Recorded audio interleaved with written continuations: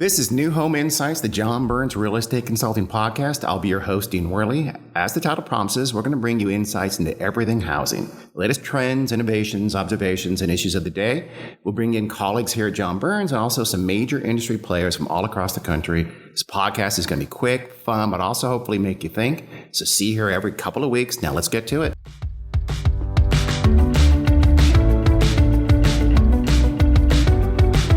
Welcome to the latest edition of New Home Insights at John Burns Real Estate Consulting. I'm your host, Dean Worley. Today, I have a very, very special guest. It's Dallas Tanner.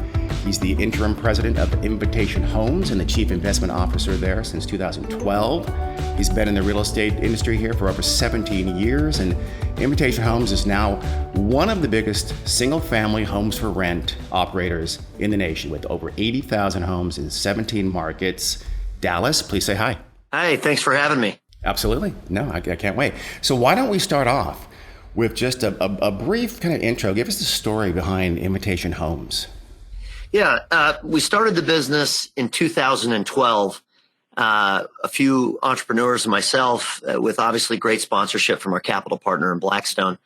And we quickly built what has become the largest single-family rental REIT in the U.S. And we had roughly 50,000 homes through middle part of last year, a little over 50,000 homes. And we just completed a merger with Colony Starwood at the end of 2017. And this year's been a busy year as we've integrated those 32,000 plus homes into our portfolio today. So today we sit at roughly 80,000 homes across 17 cities, mostly Sunbelt markets, and with predominantly most of our revenue coming out of the West Coast and parts of Florida. So you are, you're still looking everywhere. Let's start it this way.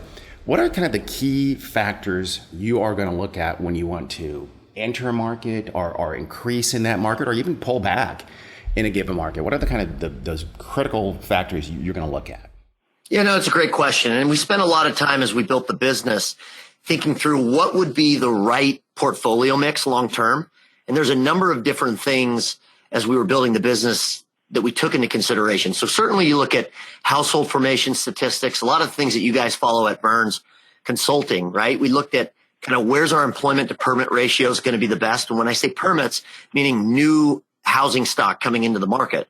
And as we took a step back, it wasn't rocket science to know that we were going to see an outperformance in terms of growth out of Sunbelt markets and parts of the West Coast that were going to lead themselves to larger household formation, population growth, which we believed back in 2012 would mean, higher wage earners, more job growth, things that were going to put the economy back on track.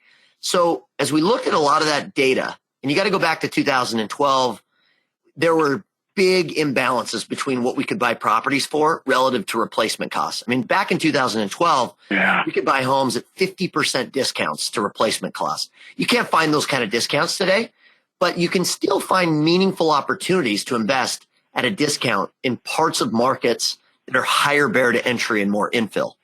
And I'll go into a little bit more detail on what that means. If you look at our footprint today, we're in 17 of the fastest growing cities in the country. We're in markets like Phoenix, Las Vegas, Southern California, Seattle.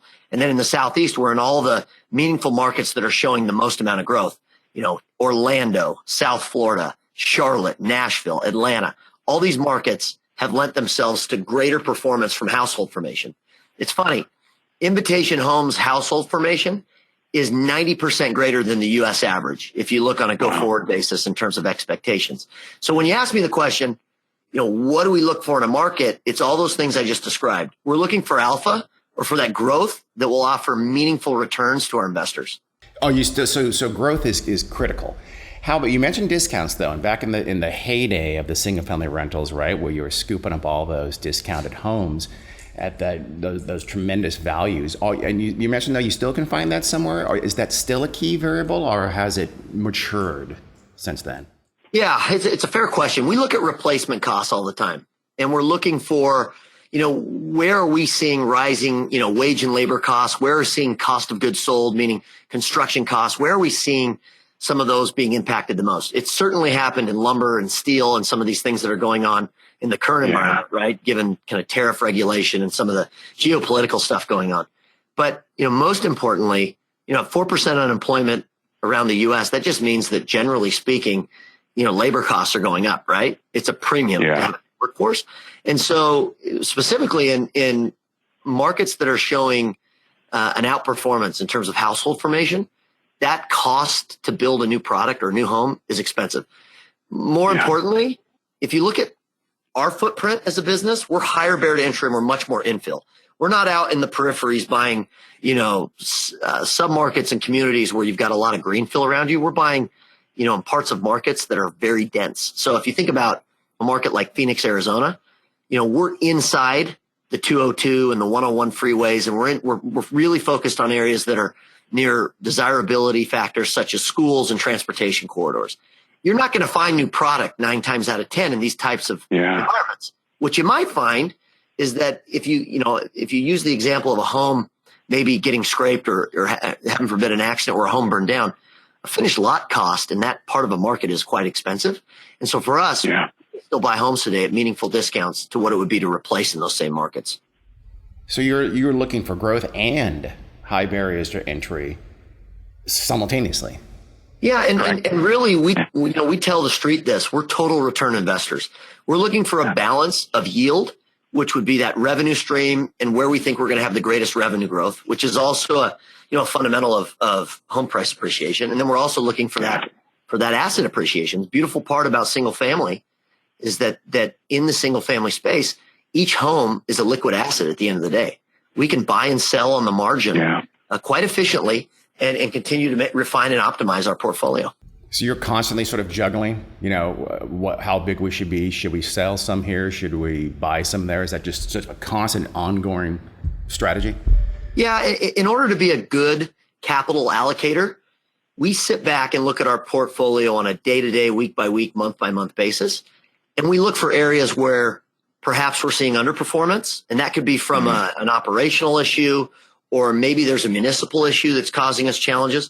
Fixed costs being too expensive, maybe an HOA, maybe we're seeing a property tax increase that, is just happening faster than the norm.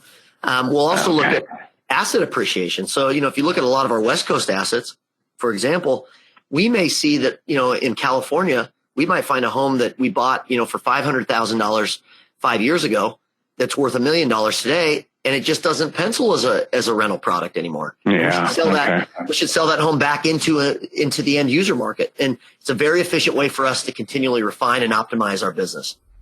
Yeah, that's a good point. So you're looking at just a ton of variables. How about demographics? Do you look at the demographic makeup of a market when you again decide to go in, not go in, expand, retract? Absolutely. And you're right. I mean, we're data junkies, and we've got a whole team that focuses on optimizing data and thinking through, where is the greatest predictability for us in terms of that revenue stream and that revenue growth? Where are we going to see the biggest demand for our product? And that certainly brings those demographic factors into consideration. So, a couple of things. As we take a step back, in our business, our average customer today is about 39 years old. They've got about a combined household income of somewhere right around $100,000. And so that millennial cohort, we get a lot of questions around that. There's 65 million people between the ages of 20 and 35 that are coming our way in terms of our current customer base. And so we are looking at things like job growth and what types of markets are acquiring that level of talent, right? That age cohort. Are we seeing MSAs that are outperforming? Dallas would be a great example of that. The Dallas market is a great job market for people coming out of business school that are looking to make that first move or that second move into a more professional environment. And you see it in the fundamentals of the greater DFW area. You see it in the household formation statistics. You see it in the net migration statistics of what's happening in North Dallas and the Fort Worth area.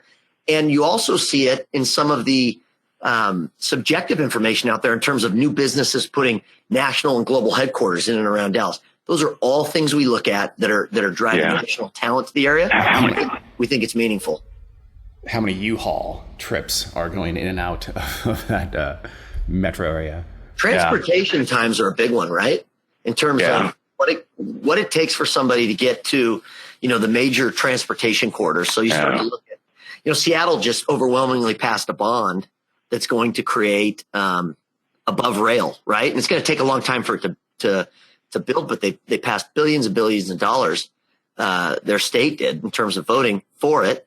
And we look at that as a positive. It's just going to spur a tremendous amount of additional growth to areas like that when you make it easier for people to get, downtown.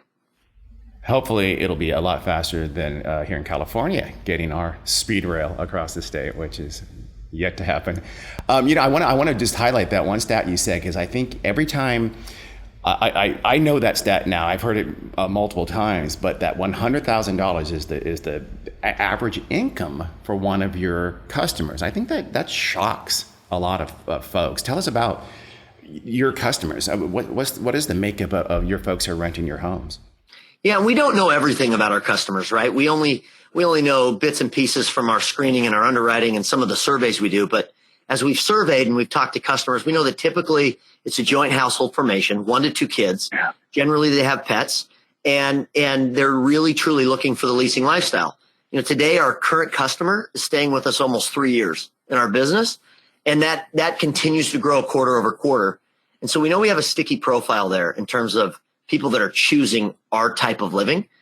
What we have found is that they also want a suite of services. They want to find things. They want to optimize their home. They like the idea upon moving in of maybe having some optionality in terms of upgrades to flooring, kitchen upgrades, or even paint. And these are services that we're starting to provide. It's interesting if you think about it. 20 years ago, people thought about leasing a car and it was like a bad word, right? Everybody wanted to own a car. Today, nobody cares. People love to lease vehicles, and they love to switch it up every 3 to 4 years or whatever it is they choose. But they love the fact that in their lease, they can optimize. It's no different in housing. In our business, the way we approach it is that it should be no different. Someone should have a sense of ownership, whether they're leasing or whether they're owning a home. And as we refine that process for people moving in and we offer those services, we're finding that people are not only opting in, but they're choosing to do more to our homes. We love that because we harvest assets long-term that way at less cost to us as a business. That's interesting. There's always the skin in the game thing for ownership and why there's that pride of ownership. In your case, the skin in the game is the fact that they've spent some money options and upgrading and that they're going to be there for a fair amount of time. Yeah. And people don't really appreciate when you buy a home. We've all been through this. For those of us that have owned, there's more that goes on to maintenance in a home than you ever anticipate the first time you buy. And what's nice is we take all the headache out of that. From a management standpoint, we cover all the ends. We just expect a good customer that, is a good citizen, a good neighbor. And on top of that we offer a service that they want to renew. We're finding that 70% of the time they renew their lease. That's awesome. Let's talk about the industry for a minute. The single family space has been kind of dominated by the mom and pops kind of, right? The very small operators for the most part. Do you see that kind of gradually changing? Do you think we have some consolidation in the SFR space coming forward? Well, there certainly has been some to date. I mean, we've had a number of consolidation moments. We just went through a merger with Colony Starwood, for example. Yeah. Earlier last year, Tricon bought Silver Bay. Starwood and Colony had done a merger before that. Those were all big names in the space in a relatively new time frame, right? I mean, the industry's only been around 7 or 8 years. From an institutional standpoint, it's been around forever in terms of people leasing homes for hundreds of years. I think there's going to be more consolidation for a couple of reasons. One, there are certainly good operators out there that are building up portfolios of substance. And at a certain point, every capital stack out there has to make a decision about whether they want to, stay private, go public, or are we better off selling or merging our portfolio into a bigger company? And so those create moments of opportunity. The second point is we're seeing a lot of new capital come into the space. We hear almost weekly or monthly at a minimum, but typically weekly, we're hearing about a new investor, a foreign sovereign or a pension fund that seems to be coming in and starting to build a portfolio in a couple of key markets. I think people have found, rightfully so, that this business of 16 million people that have rented homes for a long time parts of it should be institutional. And today, maybe 250,000 homes are institutionally held out of 16 million. That's a really small percentage. It's less than 2%. And, why wouldn't this be an industry someday that 1 million or 2 million of the 16 million rentals are institutionally and professionally managed? Because people want that. They want all the bells and whistles that come with professional management.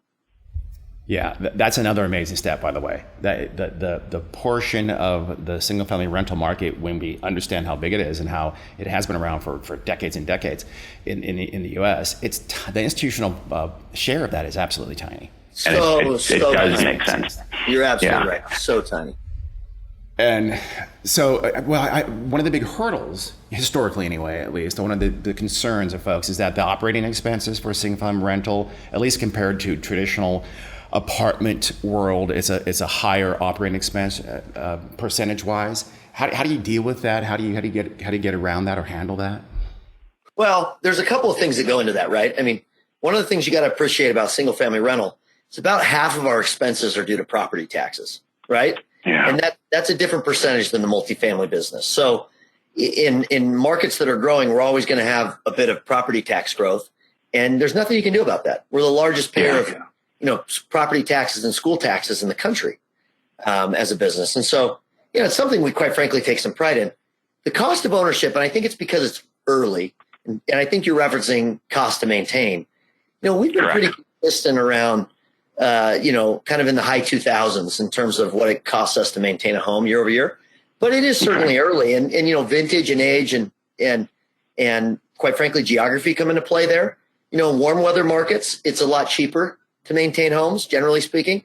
And as you get into some of the wetter markets, you deal with things like roofs and vegetation, but it's all part of your original underwriting.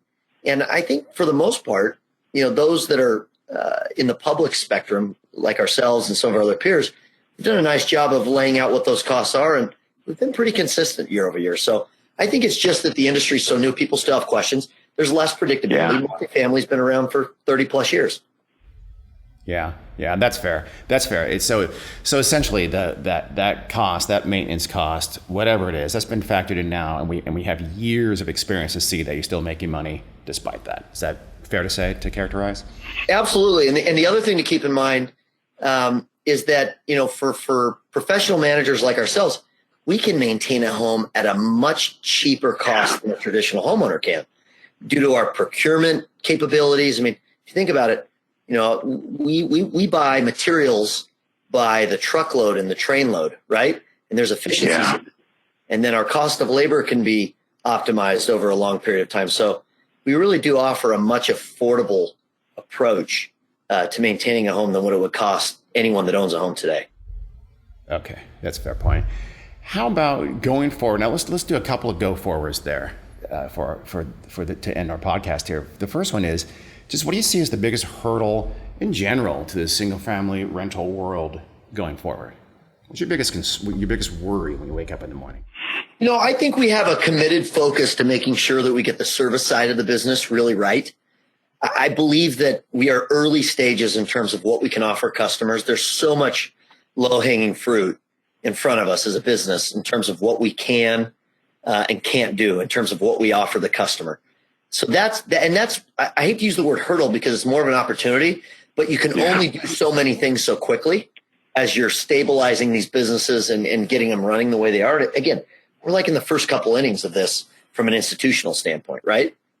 I think, regulation's one that we're always sensitive to, making sure that we're working with states and municipalities, that the proper narrative is out there and the correct narrative. To your point earlier, we are such a small part of the housing continuum today. I mean, to be only 250,000 units institutionally managed, and we get a lot of headlines, for right or wrong, that can sway public opinion on things. And so we really want to be careful and make sure that our service and our product is consistent, and also that we work with municipalities to be an affordable housing option for people. That's really important to us. Do you get kind of the, for lack of a better term, I know it's a loaded term, but the NIMBY kind of reaction specific to you, like they're afraid, you're putting the mom and pops out of business, or you're taking out of the home ownership stock available to them? Do you get those kinds of reactions in given markets or neighborhoods? Well, you get headlines once in a while. We also get really positive headlines, in fairness. I mean, we get a lot of reporters and news outlets that write really good reviews when they take the time to understand how the business works. But yeah, those are challenges. I think the other challenges for our space is because it's so early stage, the tools are rapidly evolving. Multifamily, for example, has had 30, 40 years of revenue management systems and property management tools and asset management, softwares that have continued to be developed. It's still the first inning in terms of single family systems and accounting softwares and leasing tools and smart home technologies and things that we can implement into our property. So those are definite opportunities, but they're also hurdles early stage because there aren't a million customers out there that have institutional accounting platforms needed for single family rental. Now, we've done a nice job and we have great partners that have helped us build these out, but you'd love to see that part of the industry continue to develop a bit more. Yeah, for sure. You mentioned affordable. You're often an affordable option. Do you see that becoming maybe even, all these cities have affordable goals they have to meet? Do you see SFR becoming a part of that solution potentially? Well, it already is. You have a number of, Section 8 customers across all the different portfolios out there to date. And so you definitely have some government subsidy in people's portfolios that you see out there. I would think that we can be a real big help on the community side long term. There's a lot of ways to be involved and to help and to create awareness around some of the affordable options that are available to people. And the nice thing about it is people can choose to be down payment light. So if part of, affordability is that we're looking for ways to get families into desirable neighborhoods that can otherwise not have to put down a huge down payment, that's a big deal because at a minimum, people are putting down 3%. Most people are putting down somewhere between 5 and 15%. And on a $300,000 home, that's a lot of money. It's anywhere from $15,000 to $45,000. With companies like us, if people don't have that down payment, but they've got fairly decent credit, they can move into a neighborhood and experience all those same things a homeowner can, and can quite frankly stay as long as they like. And so we know there's an affordability factor here because of the amount of renewals we get in a year-over-year basis, that people love the product, they like the neighborhood. So I think awareness of that is a good thing. That's a great point. That down payment is such a hurdle, especially in those upper end price markets, that could be that could be a big part of it right there. Let me ask you, Dallas, one last question. It's just a little more general, and I'm going with a little specific cue at the beginning, is just long term, what's your strategy going forward as much as you can divulge with us? And especially interested in, do you see kind of more partnerships with single family home builders in your future? Yeah, it's a great question. It's one we get all the time in the investor community. I would say, and I always say this to people because we're going to continue to grow. We're a business that's focused on finding growth, both in our own portfolio today. From an organic standpoint, we see a lot of optimizing and a lot of low-hanging fruit that we can continue to evolve over the next couple of years with. And then outside of that, we'll externally grow when the opportunities are there and when things make sense. The specific question around will we buy new homes, the short answer is yes. We are channel agnostic, meaning we will look at every channel, and we do this today, in terms of where we can buy new product and add it to our existing footprints. But we are absolutely location specific, meaning we care about being in the right parts of the MSA, the right parts of the neighborhood where we think desirability is the greatest. And what we found is that will probably be a small part of our strategy going forward, but you're just not going to get a lot of new builder product in the most infill interior areas. And that's been a focus for us, is we like higher barrier to entry, a little bit higher price point, where you've got a little bit of a more not sophisticated, but a little bit of a higher price point where the desirability and probably the predictability of our customer is going to stay a bit longer. And so that makes for us, we'll infill opportunities like that from time to time. We've done a little bit of it, but I don't think it's like we're a home builder or we're going to start a home builder company. We'd probably be more likely to partner with home builders and find opportunities to buy from them over the long haul. Yeah. We're hearing about that where, it makes sense. We have a mix of renters and homeowners in a given new development. And when folks hear that, your typical renter has that 100K income, I think that eases a lot of those concerns. Exactly. We want to find that balance, and we want somebody who will stay with us for a long time, but also is willing to pay for the right type of product because it's a long-term decision for them. And so for us, if we're out in the greenfield areas where there's a lot of development still to come and things like that, it's going to take 5 or 10 years for those types of areas to mature. We want to be in mature neighborhoods where the desirability is already quite high. Awesome. Anything else you want to add or have a look forward kind of strategy? No, I think if anything, we really appreciate people like John Burns and the consulting team that you guys have put together. There's so much interesting data out there. And the more we can learn about, what the customer is actually looking for, the better we can be at providing those opportunities. So we appreciate the opportunity to get our message out there, and we really appreciate the support from you guys and your team long term. Well, we appreciate you coming on the podcast and sharing your thoughts with us. Dallas, thank you very, very much. Happy to do it. Anytime, guys. Thank you. Absolutely. Well, thanks so much.